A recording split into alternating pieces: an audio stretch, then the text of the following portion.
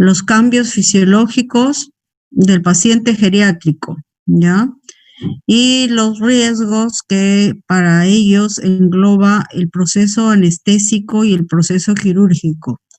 Vamos a ver si las técnicas anestésicas ofrecen alguna ventaja para disminuir los riesgos potenciales, y vamos a ver cuáles son si las técnicas de monitoreo son las mismas que la de los otros grupos de edad que hemos estudiado. Y tratar de prevenir las complicaciones del perioperatorio.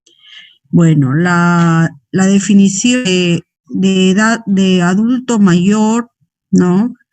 Es según la Organización Mundial de la Salud, es a partir de los 60 años. Y también el adulto mayor va a tener intervalos de 60 a 74 años, mayores de 25 años hasta los 90 y los mayores de 90 años. Entonces, ahí el adulto mayor, el anciano y el anciano longevo. ¿Por qué se va a caracterizar esta etapa de la vida? Se va a caracterizar por una pérdida progresiva de la reserva funcional de todos los órganos y sistemas, ¿no? Del aparato respiratorio, del aparato cardiovascular, que son los que más nos interesan, y el sistema nervioso central, que son los aparatos sobre los cuales nosotros trabajamos en anestesia, ¿no? Entonces, esta pérdida progresiva de la reserva funcional en todas las personas de 70 años no va a ser la misma, va a ser diferente, ¿no?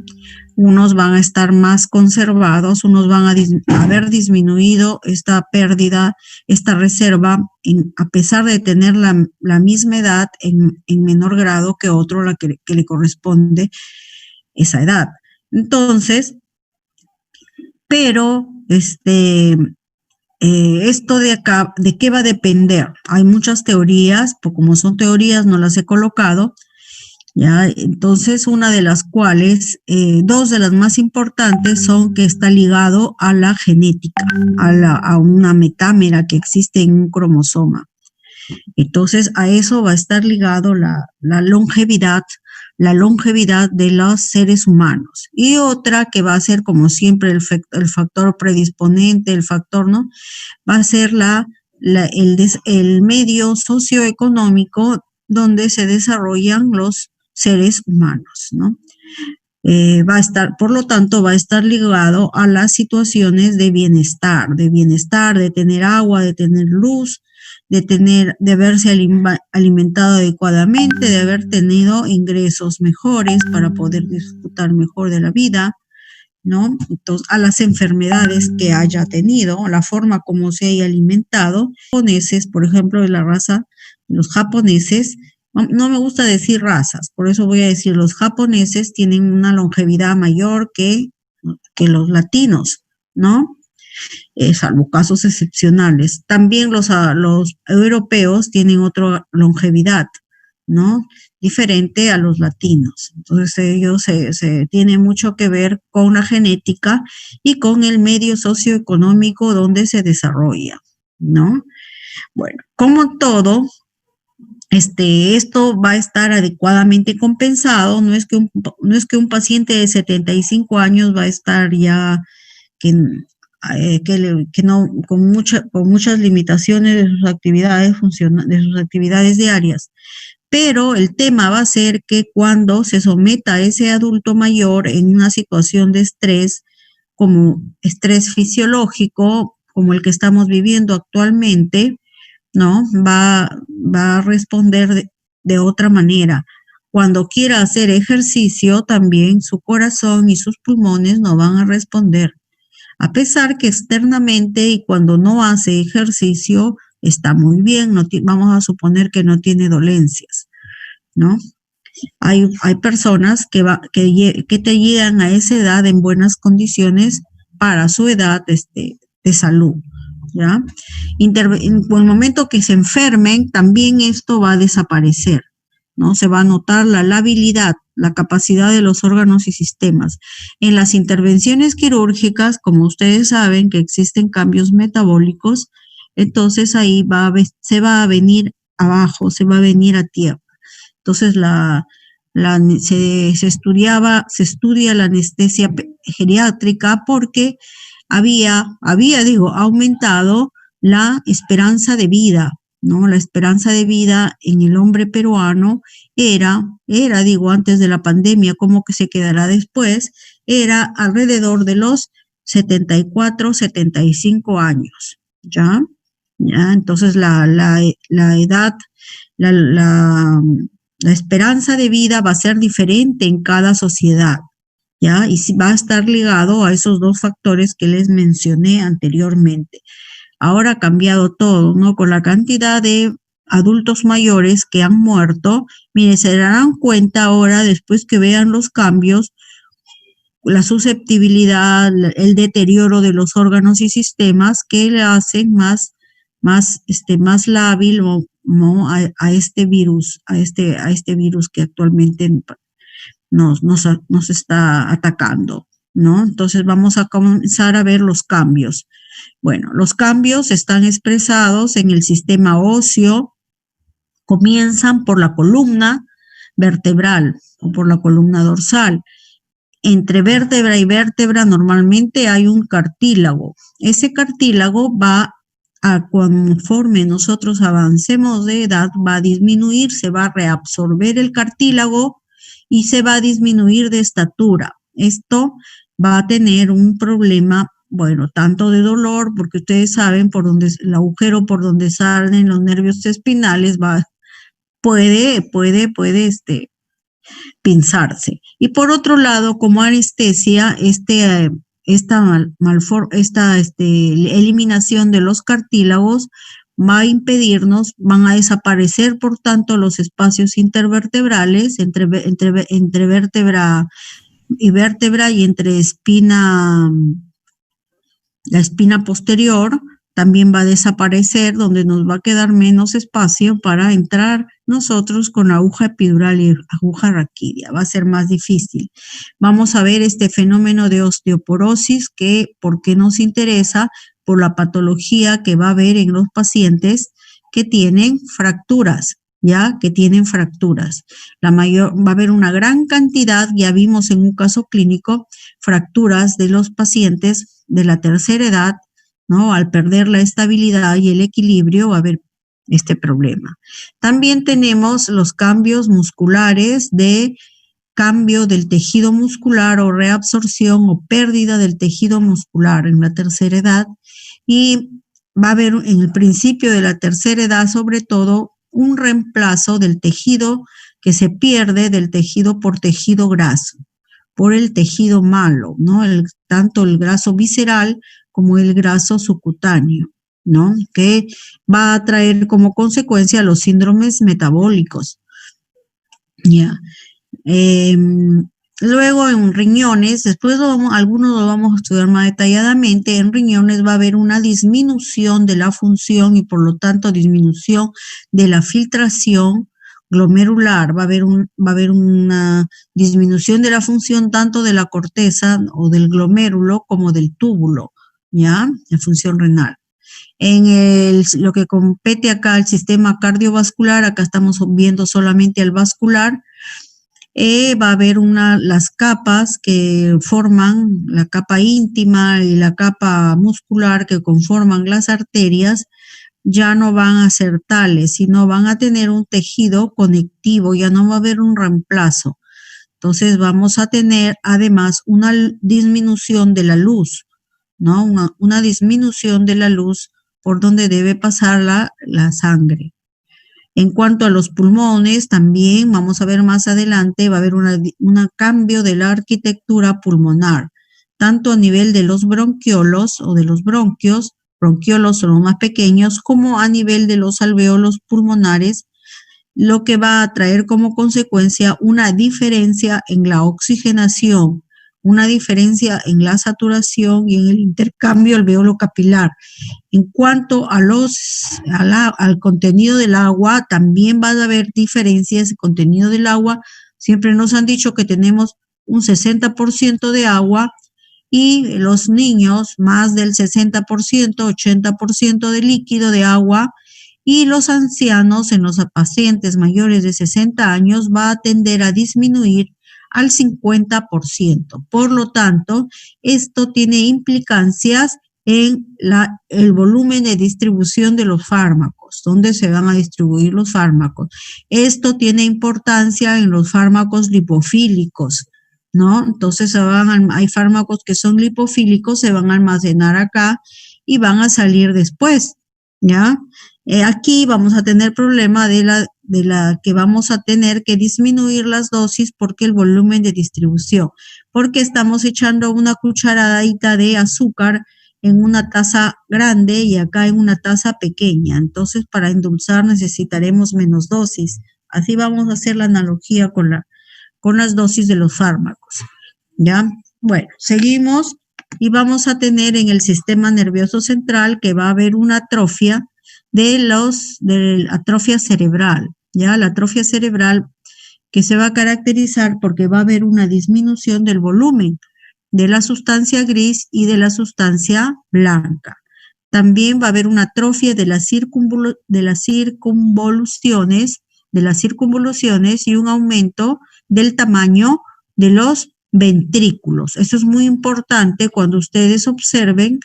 Quédense con esa curiosidad cuando observen tomografías de adultos mayores, ¿no? Y miren y comparen con la de los adultos normales, cómo son el tamaño ventricular, ¿no? Ahí se puede observar los ventrículos laterales, el tercer ventrículo, el cuarto ventrículo, va a haber una disminución. Va a haber una disminución de las circunvoluciones y un aumento del tamaño ventricular, ¿ya?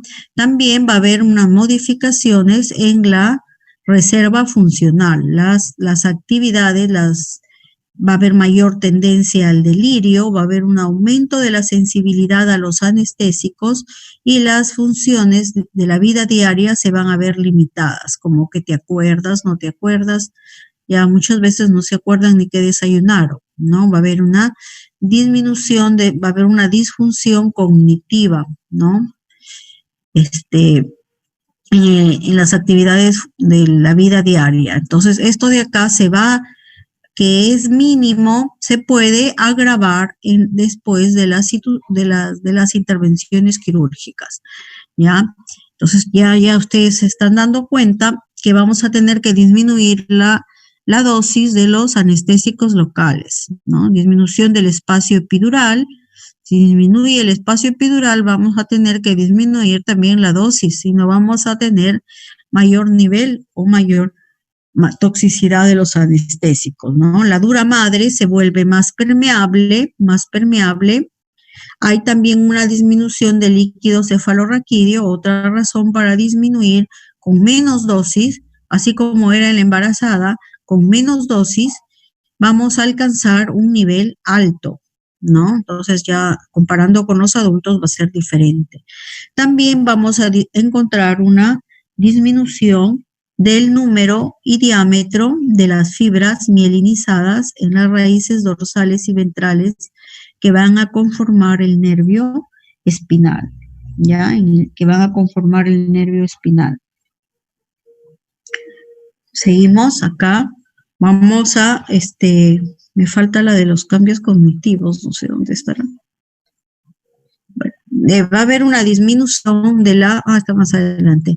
En cuanto al sistema cardiovascular, ya más o menos habíamos visto del vascular una disminución de la respuesta a la estimulación del receptor beta, ¿no? Del beta del corazón, ¿no? Beta y beta 1 que se encuentra en el corazón y que es responsable del inotropismo y del cronotropismo positivo, ¿no? El aumento de la frecuencia cardíaca, del gasto cardíaco, ¿no? Entonces, esto va a haber una disminución de la estimulación del receptor beta. Por lo tanto, no va a haber el cronotropismo y el inotropismo van a estar hacia abajo, ¿no? Entonces, en respuesta va a haber un aumento de la actividad del sistema nervioso simpático, ¿no?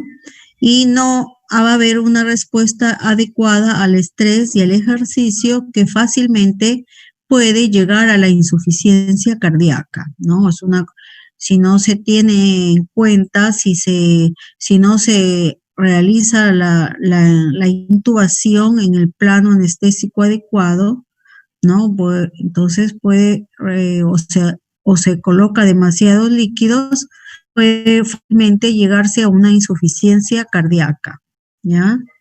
Entonces también hay un incremento de la actividad de los receptores que aumentan la resistencia vascular, ¿ya? La resistencia vascular, vamos a tener el receptor beta también en la musculatura lisa y en la musculatura esquelética. No va a haber un aumento de los receptores que aumentan, pero esos receptores beta en el organismo van a disminuir, son relajantes, ¿no? Pero acá va a haber es diferente, un incremento de la respuesta de los receptores que aumentan la resistencia vascular y la rigidez de la vasculatura periférica. Hay un aumento de la presión arterial y normalmente se va a producir una esclerosis de la válvula aorta, una válvula muy importante para la salida de la sangre, para la contracción del ventrículo izquierdo, y una calcificación de la válvula mitral, ¿no? Entonces, esos factores puede ser que estén condicionando a que se pueda producir una insuficiencia cardíaca, ¿no? Las válvulas principales del corazón derecho van a estar un tanto alteradas, ¿no? Eso de repente es lo que trae el aumento de la presión pulmonar. Luego, no quiere avanzar, vamos a ponerlo por acá. Ya está. También en el corazón, casi lo que hemos visto primero ha sido con excepto los receptores beta, hemos visto vascular. Acá vamos a ver, bueno, también mezclado, pero básicamente lo que corresponde al corazón. Entonces va a haber una diferencia acá. Ustedes saben que el corazón tiene las fibras musculares, que son un número de miocitos, que forman el corazón, sobre todo el ventrículo derecho, ¿ya? Entonces va a haber una disminución del número de miocitos, ¿ya? Y ustedes saben que también hay un sistema de conducción, un sistema nervioso de conducción, que está formado por el nodo sinoauricular, auriculoventricular y por las fibras de conducción. Entonces, y todas esas están formadas por tejido nervioso. Va a haber una disminución de la densidad de las fibras de conducción y los nódulos están formados por un conjunto de células nerviosas. Ese número de células nerviosas va a disminuir en la tercera edad. Entonces, eso va a condicionar que los pacientes sean ¿cómo se llama? Bradicárdicos, ¿no? Tengan una tendencia a la bradicardia. No es muy fácil encontrar adultos mayores que tengan frecuencia cardíaca de 70, sino su frecuencia va a ser 60, 58, 59, que va a ser una frecuencia cardíaca de la tercera edad y no son deportistas, ¿no es cierto? Porque en los adultos cuando se encuentran esas es por adaptación, ¿no? Por adaptación. Pero aquí no, es por estos cambios fisiológicos. Va también, por lo tanto, el ritmo cardíaco que no es sinusal no va a ser tolerado, ¿no? Va a haber un aumento de la rigidez. Al haber un aumento de la rigidez vascular, como vimos anteriormente, va a haber un aumento de la carga cardíaca, ¿ya? Entonces, ya estamos. Esos son los principales cambios que se van a observar en el aparato cardiovascular. Ahora vamos a ver qué cambios va a haber en el aparato respiratorio y vamos a observar, vamos a comenzar porque el que creo yo que es más importante, como es la pérdida de colágeno y elastina del tejido pulmonar. Entonces ya va a ser reemplazado por tejido fibroso. Esto es importante porque ¿cómo se llama? Una radiografía en un paciente de 70 años puede informar, ¿no? Signos incipientes de fibrosis pulmonar. Y eso va a ser normal en la tercera edad, ¿ya? también va a haber una respuesta exagerada a los depresores respiratorios, benzodiazepinas, opiáceos y anestésicos inhalatorios, todos los que nosotros usamos, respuesta exagerada a los depresores respiratorios. Vamos a tener que disminuir la dosis de estos fármacos, ¿no? Y aún así vamos a tener el riesgo de depresión respiratoria en el posoperatorio inmediato, sobre todo en URPA, ¿no? Y también, si colocamos demasiada dosis, puede haber una aparente recuperación y por esta diferencia de la conformación del tejido muscular y del tejido graso, puede almacenarse y después en su cama, en piso, puede manifestarse, ¿no? Causando depresión respiratoria, ¿no? Miren, y también hay una disminución de la respuesta a la hipoxia, a la hipercapnia, ¿ya? Están disminuidas, entonces eso va a ser más fácil que no controlen si hay una depresión depresión respiratoria, va a haber hipercapnia y ustedes saben que la hipercapnia estimula la respiración, ¿no? Estimula la respiración para eliminar el CO2, ¿ya? Entonces, estimula el centro respiratorio, exactamente.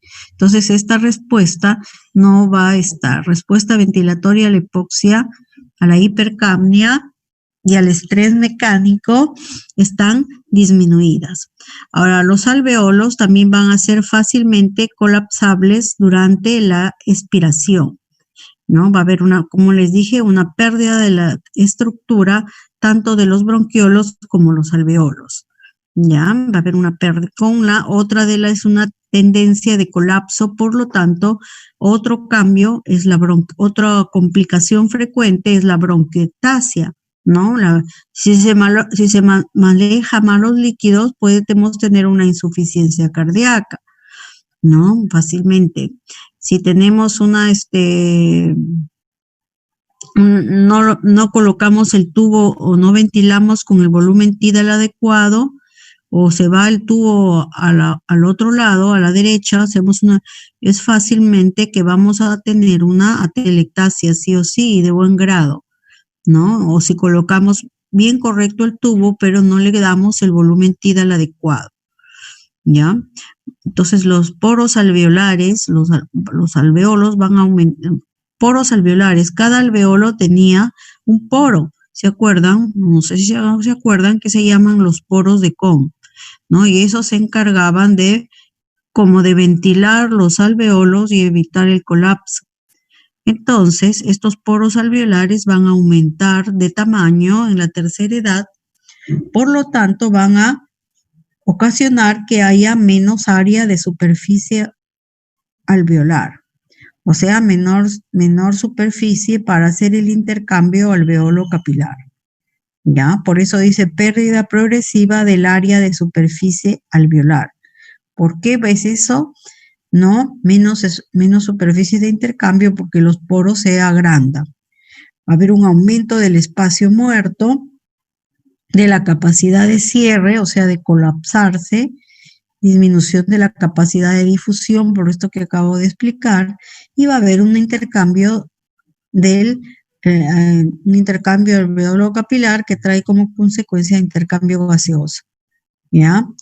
Entonces, estas personas van a tener también un aumento de la sensibilidad a la broncoconstricción, ¿ya? Entonces, en la anestesia general, sobre todo, ¿no? Entonces, son más lábiles. También el tórax va a perder por el cambio de estatura, dije que iba a disminuirse 3 a 4 centímetros cuando tengamos 70 años y vamos a disminuir de estatura, ¿no? A causa de la calcificación de la columna vertebral, ¿no? Entonces, y de la caja torácica. Entonces, vamos a adquirir la forma de tórax, ya va a ser un tórax en forma de barril. El diafragma se va a aplanar, va a disminuir la masa muscular de todos, también va a disminuir la masa muscular del diafragma, ¿ya? La capacidad vital va a disminuir, el volumen residual va a aumentar, y lo que es más importante, para la anestesia, la capacidad de cierre de las vías aéreas en posición de declive va a aumentar, ¿no? Entonces, las intervenciones quirúrgicas en las zonas de declive van a tender a cerrarse. Más aún si la intervención quirúrgica es muy,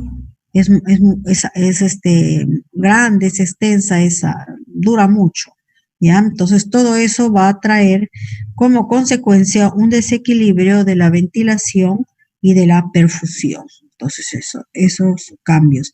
En cambio, el sistema renal, como ya les expliqué, había una nefroesclerosis, ¿ya? Que involucraba tanto al glomérulo como al túbulo, ¿ya? Entonces va a haber una reducción de la tasa de filtración glomerular, ¿no? De 140 mililitros por minuto en el adulto.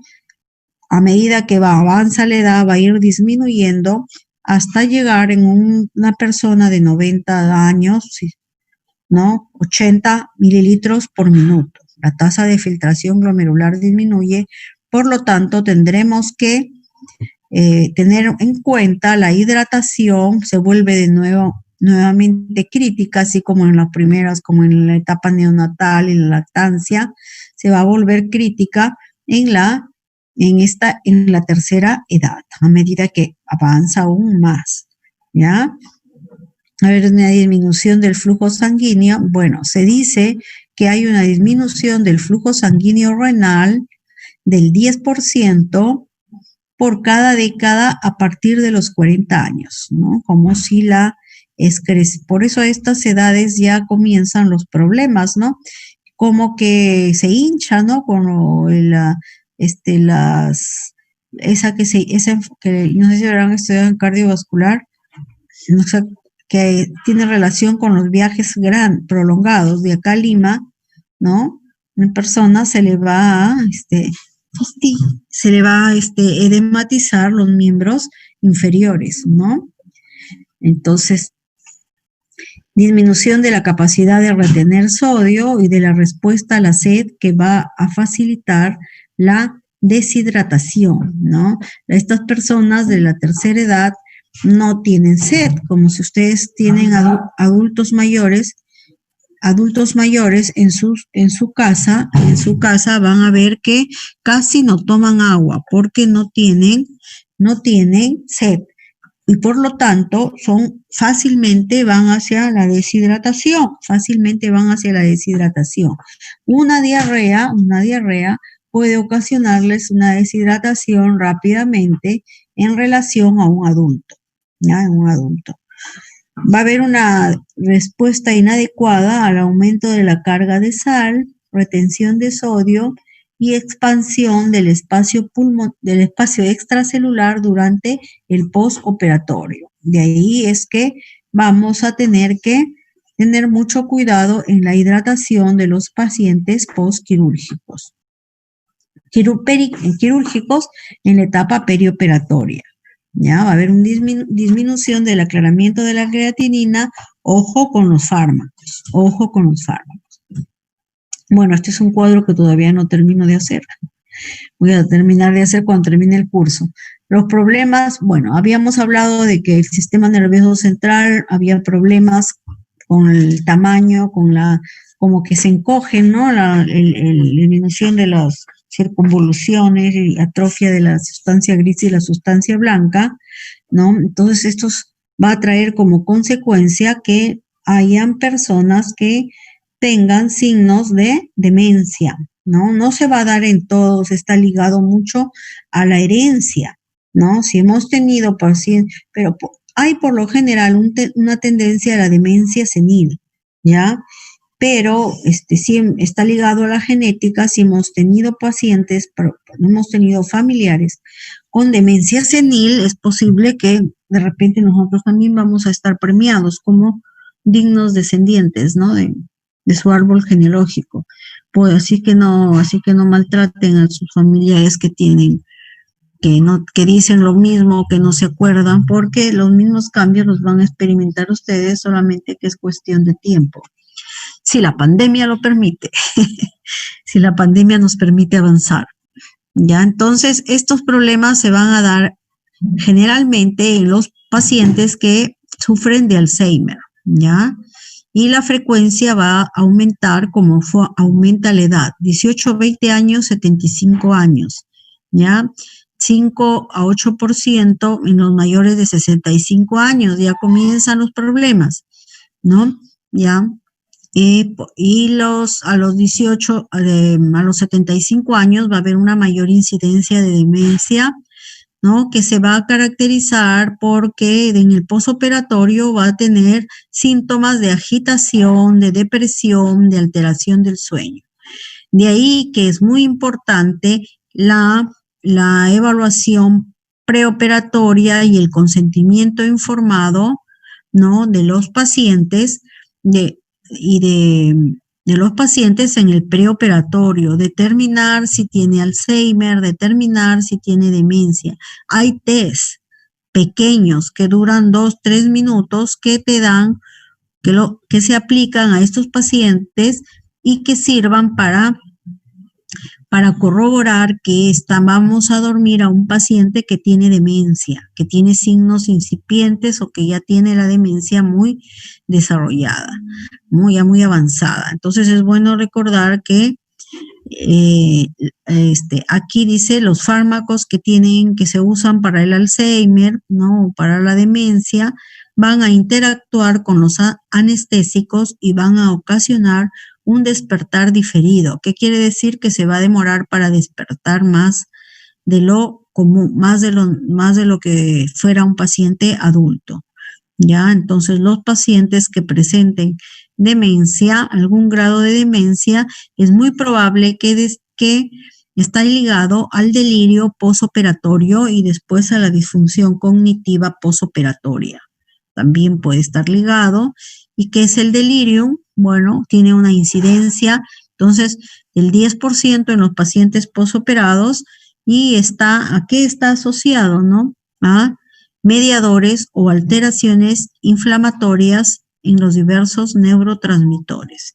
Y es que pues sucede que en la tercera edad va a haber una disminución de la dopamina, va a haber una disminución de la serotonina, de la acetilcolina, la noradrenalina.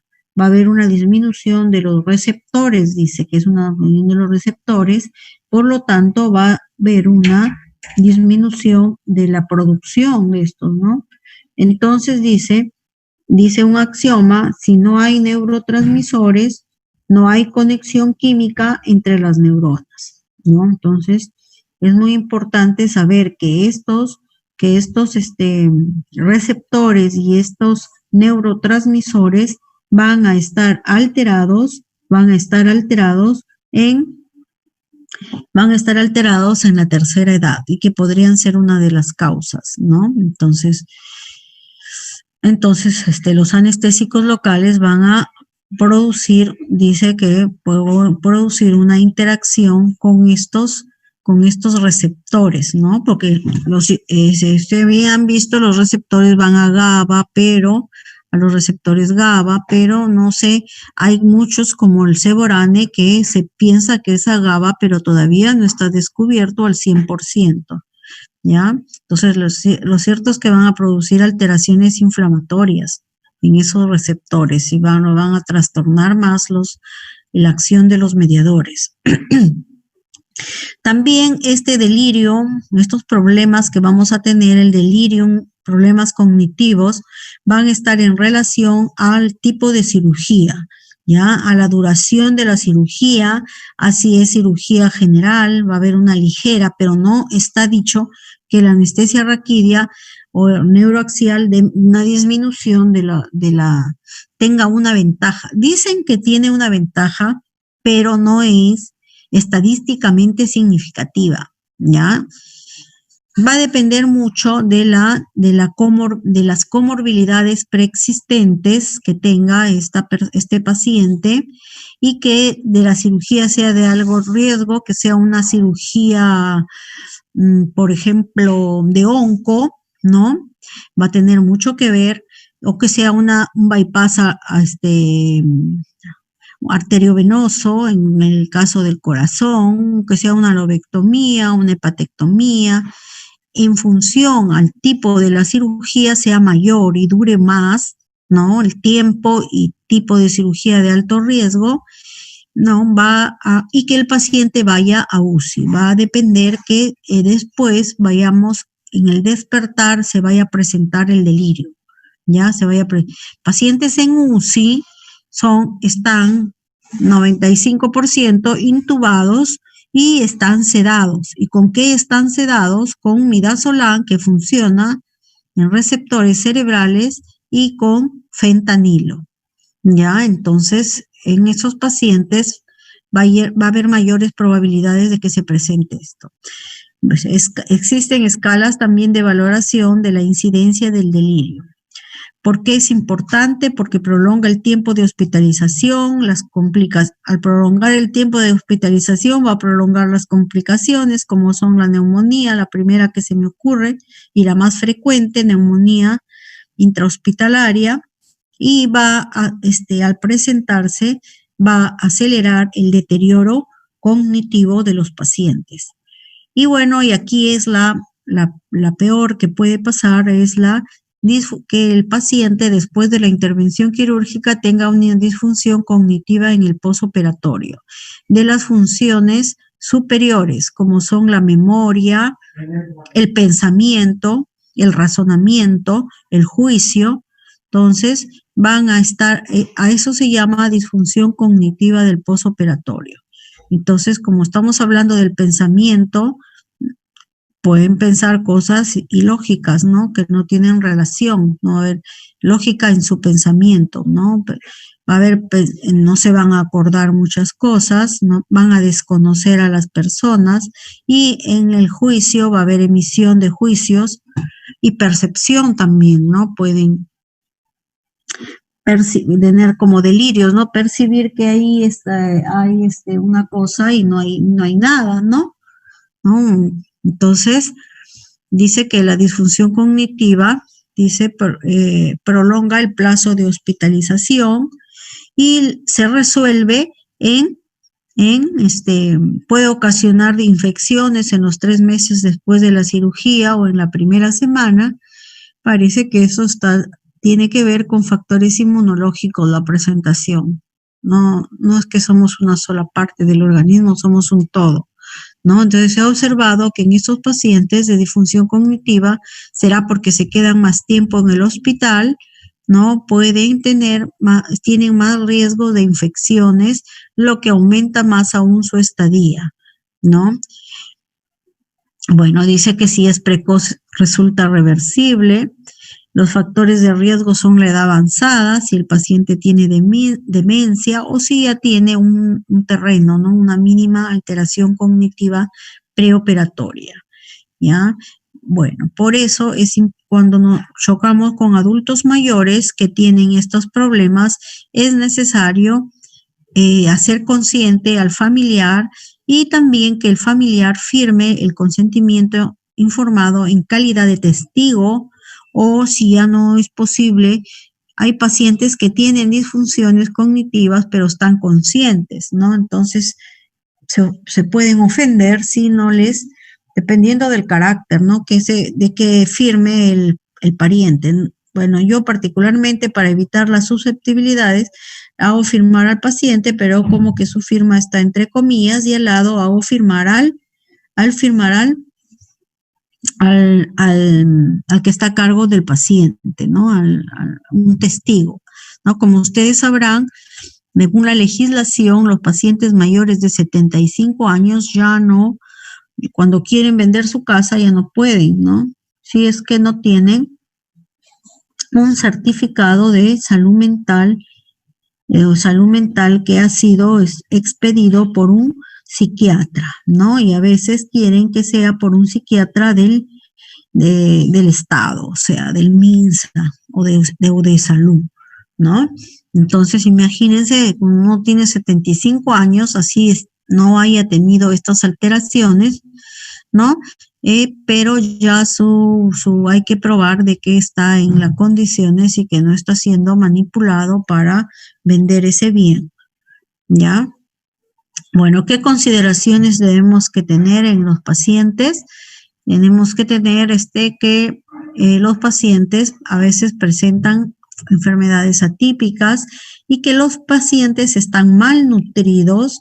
En un 50% los pacientes no tienen una adecuada nutrición.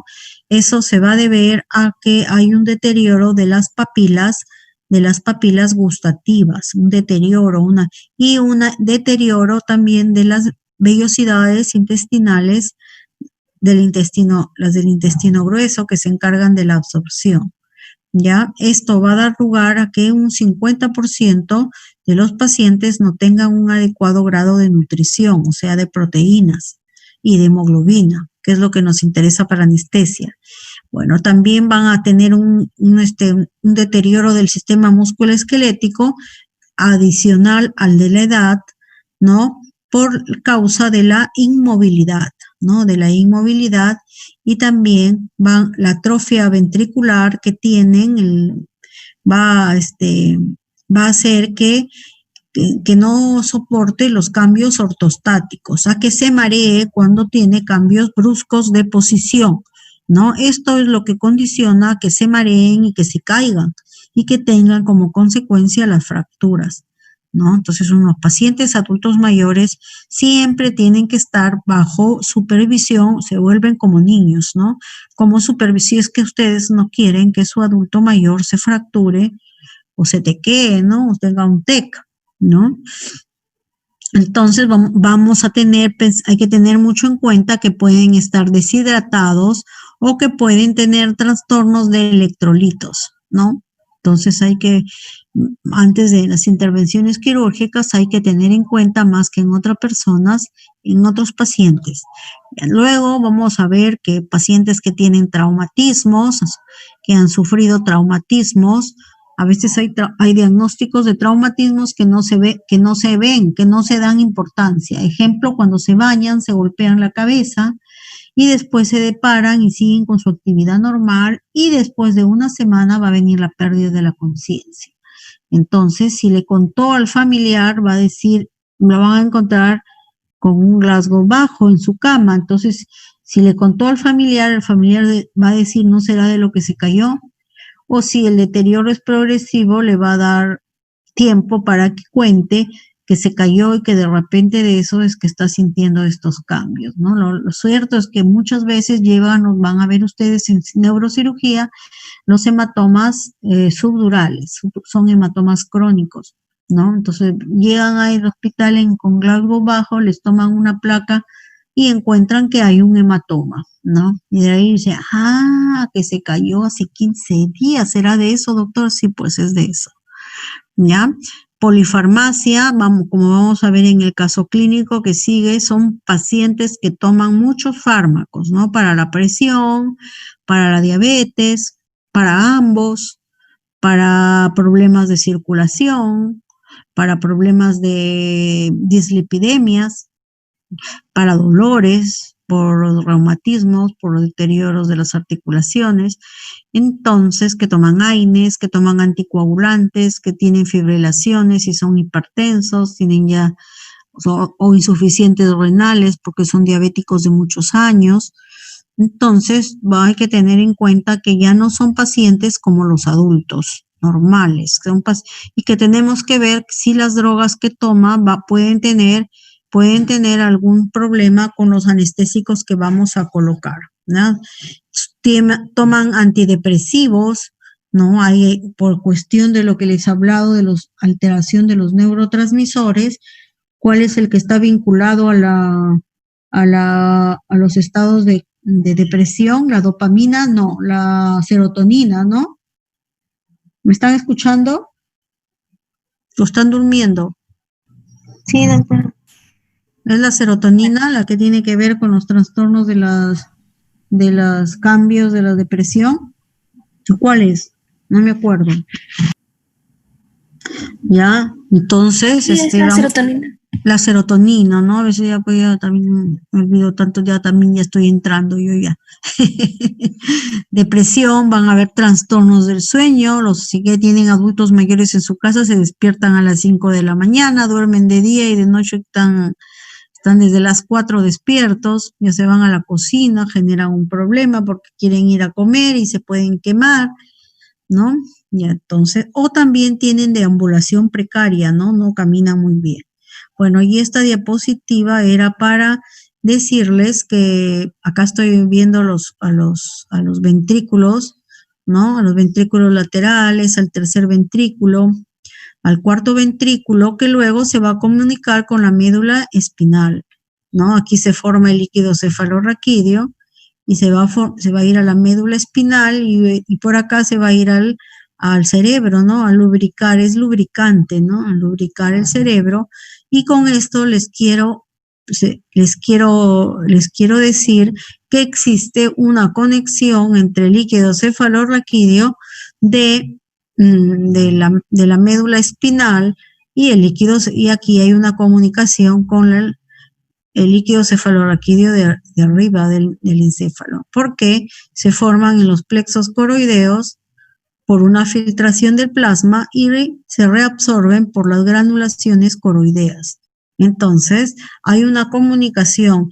Por lo tanto, la anestesia raquídea y la anestesia general, todas al final, unas más, unas menos, van a poder producir estos cambios que acabamos de ver, que son del sistema nervioso central, las disfunciones cognitivas, también en menor grado, pero también podrán producir estos cambios. O sea, no es que la anestesia raquídea esté exenta de los problemas cognitivos, ¿no? Porque, ¿cómo?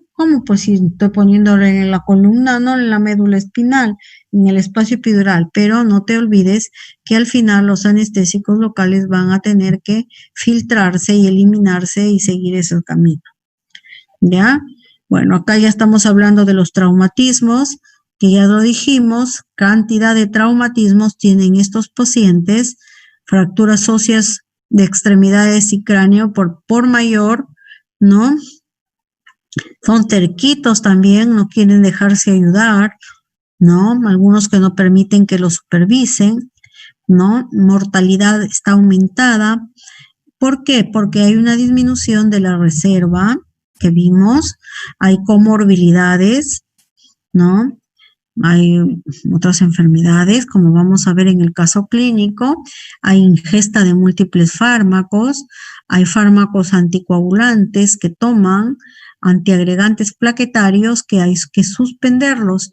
A veces, si queremos colocar una anestesia raquídea, tenemos que cambiar los anticoagulantes, los antiagregantes plaquetarios, y eso nos va, claro, hay que ver el menor número de días posibles para no afectar a que vaya a fibrilar o que vaya a haber una embolia, riesgo-beneficio, ¿no? A veces puede ser una cirugía de cadera o que sea más fácil colocarla, una anestesia raquídea, ¿no? Como vimos en un caso anterior, una anestesia raquídea para ese nivel de la fractura no necesita que se vaya hasta el dermatoma 4, ¿no? Entonces, pero saben que hay condiciones, hay requisitos para poner las anestesia neuroaxial. Y ahí nos vamos a encontrar con los anticoagulantes y antiagregantes plaquetarios que tienen que ser suspendidos adecuadamente para no producir, ¿qué cosa? Hematomas de la médula espinal, ¿ya? No me quiere avanzar. ¿Qué le hago? Ya está, ya estamos en la 19, son 24. Manejo anestésico, farmacología, ya ustedes aquí es un resumen. Función hepática y renal, afecta el perfil farmacocinético de los fármacos, disminución de las concentraciones séricas de los fármacos hidrófilos, disminución del agua corporal total, que va a traer como consecuencia disminución del compartimiento central, mayor volumen de distribución a los fármacos lipofílicos, sobre todo los pacientes que están gorditos, disminución de la masa magra, aumento de la grasa corporal, y va a haber una disminución de la albúmina circulante, tanto porque va a comer menos, ¿no? Y va a haber cambios en las proteínas plasmáticas, ¿no? Entonces, ya si hay menos albúmina, ¿no? Los fármacos que se unen a la albúmina van a salir en desventaja, no va a haber mayor cantidad de fármaco libre, ¿no? Un anciano desnutrido, ¿no? Un anciano desnutrido que tiene que ser sometido a anestesia general, ¿no? Hay que tener mucho cuidado porque si el fármaco que ponemos de anestesia general se une mucho a la albúmina, ¿qué va a pasar, no? No tiene albúmina. Bueno, y este es un resumen de los fármacos usados en anestesia, que lo he sacado del Miller y lo pueden revisar del Miller. La sensibilidad cerebral a los fármacos de anestesia general. Ya, miren, todos los fármacos fácil. Miren, tiopental, propofol, midazolam, hipnóticos, morfina, fentanilo, remifentanilo, que son los opioides, tienen un aumento de la sensibilidad cerebral. Por lo tanto, habrá que, ahí está, para la última columna dice disminuir la dosis. Disminuir la dosis, ¿no? Entonces, está la explicación farmacocinética, disminución del aclaramiento en muchos fármacos o disminución del volumen de distribución inicial, ¿no? En el caso de los anestésicos inhalatorios, ¿no? Disminución del volumen de distribución, porque vean en los pulmones ya había menos sitio para el intercambio alveolo capilar, ¿no? Y el tiopental, que es un fármaco que es hidrófilo. El propofol es lipofílico, pero el tiopental, entonces, como hay menos agua, hay que echarle menos, ¿no? Entonces, disminución del aclaramiento del propofol, porque seguramente tienen una gran excreción renal. Entonces va a haber disminución del aclaramiento, por lo tanto, los fármacos que tienen poca alteración, dentro de los anestésicos, de los relajantes musculares, acá no lo menciona el rocuronio, ¿ya? Rocuronio, pero la cuestión del atracurion y del becuronio no tiene nada que ver con el cerebro y tampoco su farmacocinética está alterada. Pero, como sabemos que se excreta por la vía renal, ¿no? Entonces, hay que disminuir, no. Y también, ¿saben por qué? Porque actúan a nivel de la unión mioneural, y al haber menos músculo, ya estamos casi como los niñitos, ¿no? Que los lactantes muchos no necesitan relajante muscular porque no tienen masa muscular, o los neonatos. Escasa masa muscular, que basta con el efecto relajante que tiene el Ceborane. Efecto relajante del Ceborane, que tiene un efecto relajante, con ese es suficiente para relajar las cuerdas vocales, ¿ya? Y acá vamos a tener un paciente que va a ser preparado tendremos que tener más cuidado, ¿no? Más cuidado en la evaluación de la historia clínica, la determinación del ASA y ver cómo van su corazón, cómo van sus pulmones, cómo va ¿cómo se llama? Su sistema neurológico. Será importante. De repente si tiene una alteración de demencia senil, podríamos hacer una interconsulta a neurología para que le hagan la evaluación respectiva, ¿no? No sea que después de la anestesia haga una disfunción cognitiva y digan que es porque le pusimos mucha anestesia, y tendremos que resolver una denuncia que, si bien es cierto, vamos a ganar porque tenemos la literatura, pero nos implicará pérdida de tiempo y de dinero, porque muchas audiencias tienen que ser con abogado y el abogado no se va a ir gratis. Y en cada acompañadita nos va a sacar mínimo unos 300 soles por acompañarnos, ¿no? Entonces, para evitar esos problemas, en el caso de que sospechemos un Alzheimer, una demencia senil, entonces podemos poner ahí, descartar Alzheimer, descartar demencia senil, e interconsulta con neurología para que ellos le hagan el test apropiado. También existen test pequeños, porque nosotros no somos neurólogos, que los mencionan los libros, que en caso de emergencia ya no vamos a poder hacer interconsulta con el neurólogo, ¿no?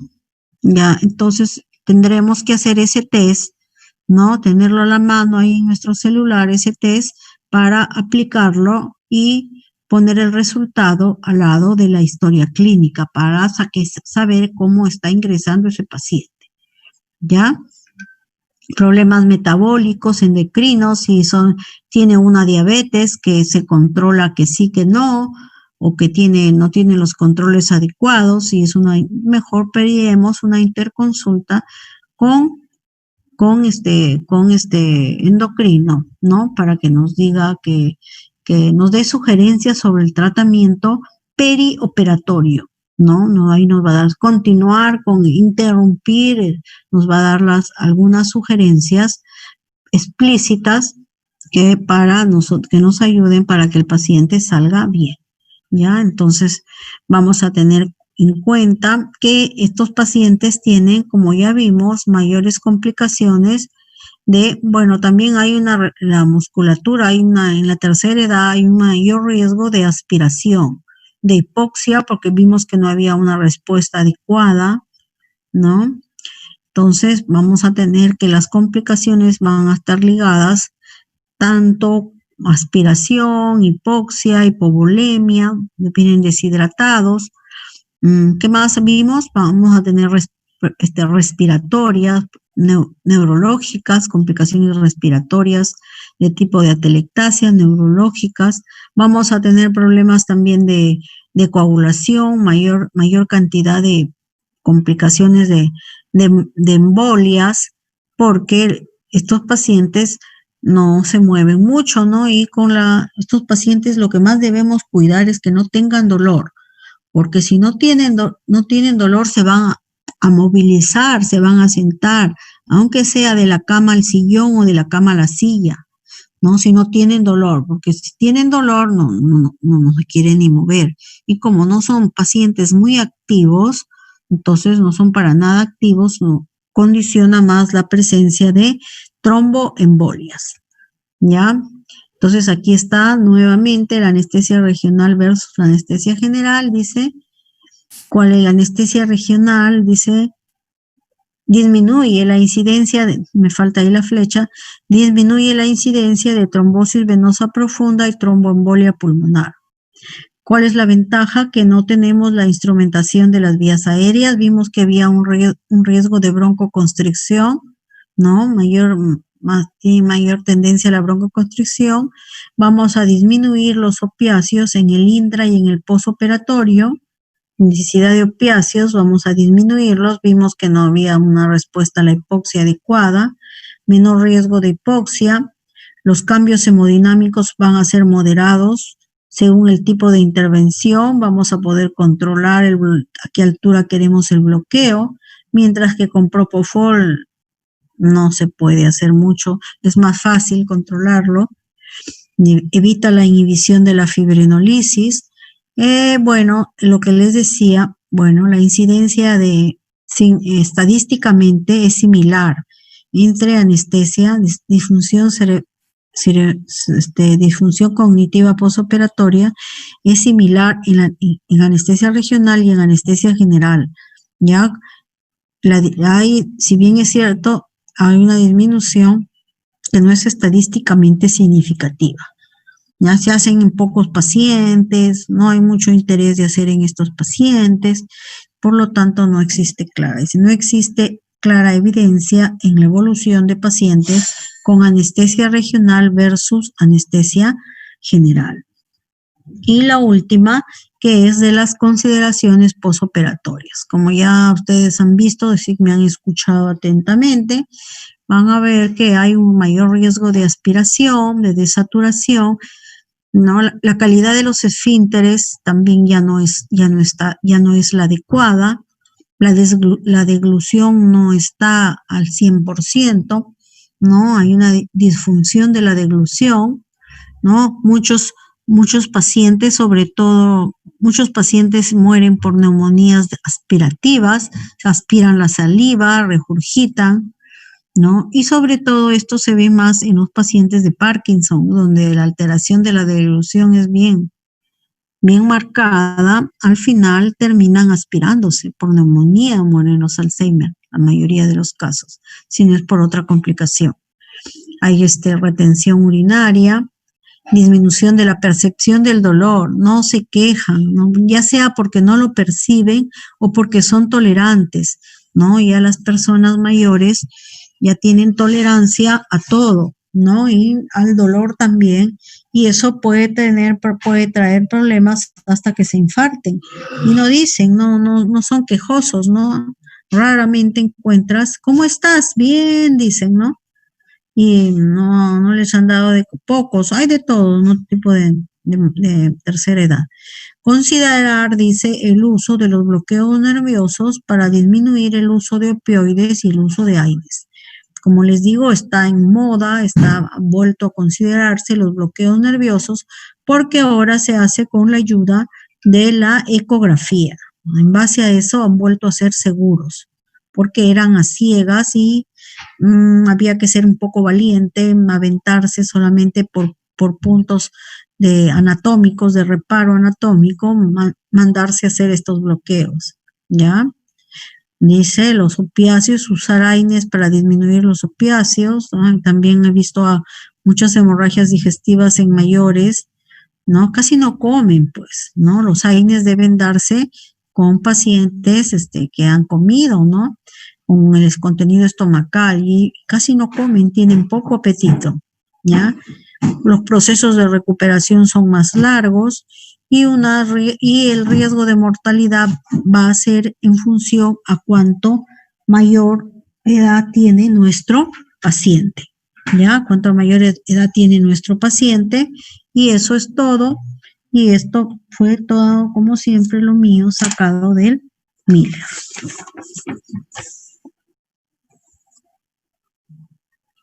Ya, chicos, dejo de compartir. Ya, doctora. Cierro mi esto, se ha detenido, muy bien, y ya está.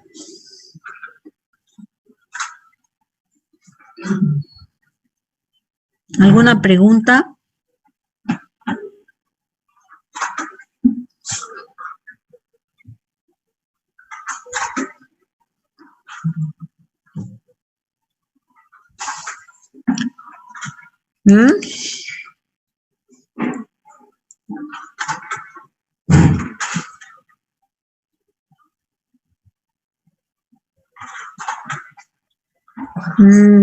Estoy viendo quién me ha hablado.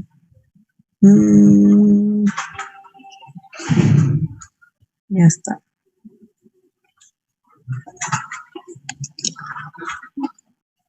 Bueno, me quedo con mi grupo, pues, chicos, pericos. Para tratar de... Dicen que es ilimitado. Bueno, ya avanzamos 2 cosas, ya. Ya avanzamos 2 cosas. Tiene como máximo hasta de 10 horas. ¿Cuánto tiempo? 10 horas por ahí. Suficiente. Ya. Entonces ya pues empezamos de una vez y nos va a alcanzar para revisar los videos entonces. Suficiente. Ya, doctora.